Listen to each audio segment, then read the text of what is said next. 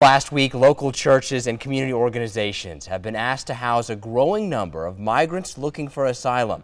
News 4 Tucson's Danelle Confair has the latest numbers, and if the increase is expected to continue, it's new at 10.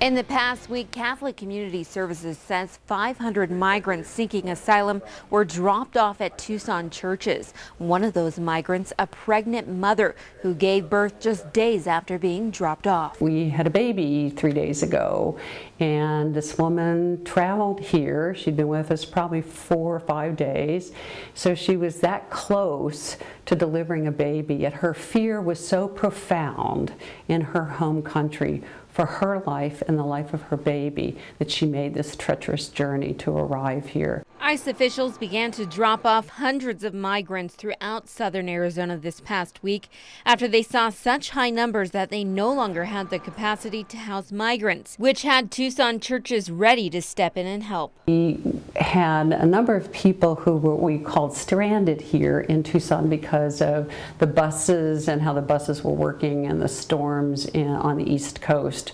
So people were here multiple days instead of a simple overnight. According to Health and Human Services, more Central American children are crossing the border, increasing 30% these last 2 months. Harmon says several of the families are fleeing from violence in Central America in search of a better life. Their stories are just incredible, and their stories are stories of fear of violence and fear of persecution in their home countries. Since the influx of migrants being dropped off, she says Catholic Community Services has received an outpouring of support. I just want to thank everybody. The Tucson community has been so welcoming and so incredible.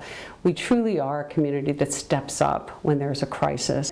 She says now the influx of migrants getting dropped off in Tucson has stopped. Reporting in the newsroom, Danelle Confair, News 4 Tucson.